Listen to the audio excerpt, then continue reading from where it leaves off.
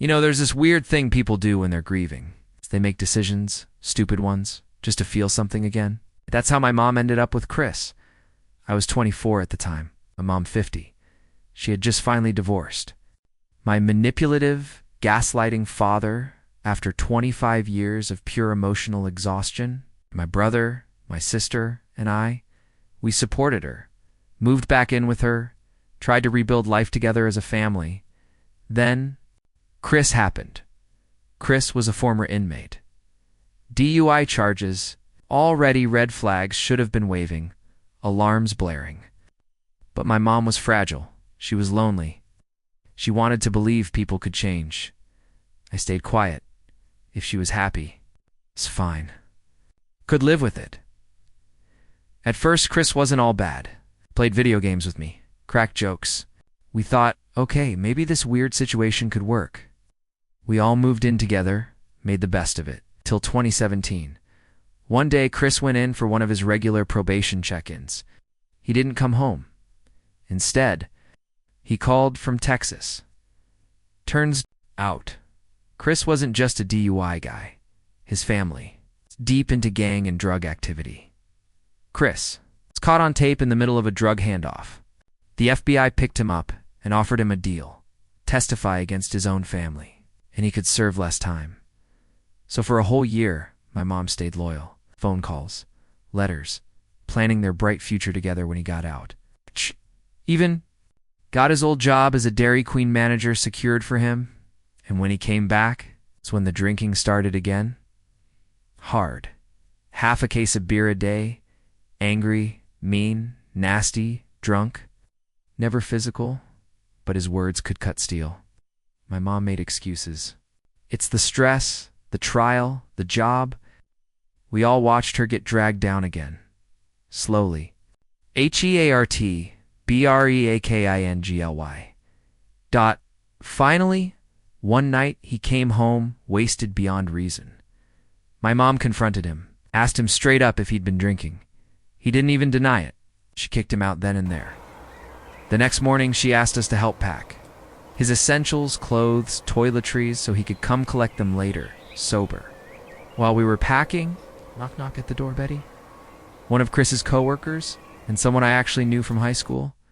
She said she had something my mom needed to hear. What she told us changed everything. Chris wasn't just drinking. He wasn't just angry. He was cheating.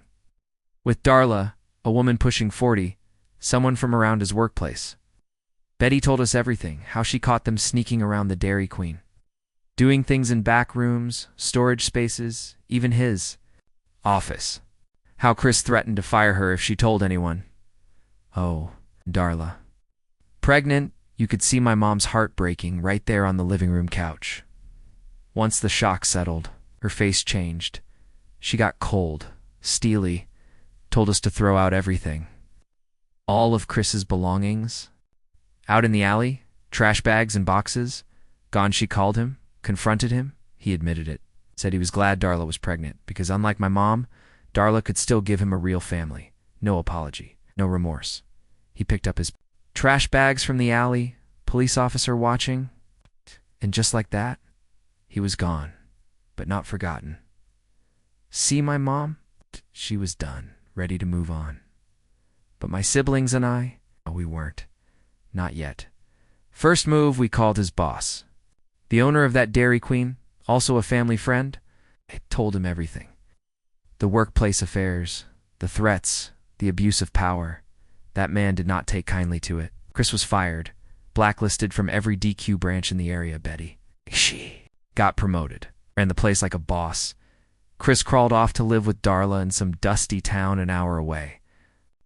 Tried working at a different DQ, we found out. Made sure that owner heard the full story, too. Took longer. No evidence of current affairs, but eventually he got fired again. No job. No home. Nothing. That's when things got creepy. Chris started showing up in our neighborhood, driving around slow, watching our house, probably blaming us for his downfall. Only, there's a problem. Because of his old DUI, he didn't even have a license. He was on probation. Driving, not allowed. We called the cops. reported Darla's car driving suspiciously. Said we suspected Chris behind the wheel, no license. Cops said next time they saw the car, they'd handle it. A few weeks later, bingo. Pulled over Chris, drunk, again. Back to jail. But wait, there's more. Police searched Darla's house, found guns. Lots of them. Guess who's a felon and isn't allowed near firearms? Yep. More charges. More jail time. By the time he was done serving locally, he got shipped right back to Texas for that trial he thought he'd escaped. While he was locked up, Darla had his baby. Realized she didn't need a lying, cheating felon dragging her down. Cut ties. Sued him for child support, Chris, from his cell. Sent my mom letter after letter. Apologies. Begging, blaming everyone but himself. Sometimes all in the same breath. My mom burned them. Every last one. We moved. Out of state. New home. Fresh. Start Chris. Out of prison now.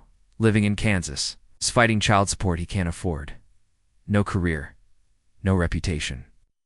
No family who wants him. And my mom. She's happy. With a good man this time. My brother. My sister. Thriving me. Still living with her, helping fix up our little house. Life's good. You cheat on my mom? You ruin her life? You ruin yours right back. He lost his job. Lost his home. Lost his girlfriend. Lost his freedom. Lost his kid. He's just another bitter man, trapped by his own mistakes. And we sleep just fine, knowing karma finished what we started. You know, they say cheaters never prosper, but sometimes they need a little push to fall all the way down. And honestly, watching karma do her work never gets old. If this story gave you chills, hit that like button and tell me in the comments what's the most satisfying revenge you've ever witnessed. And don't forget to subscribe for more stories just like this. Because karma, oh, she always collects.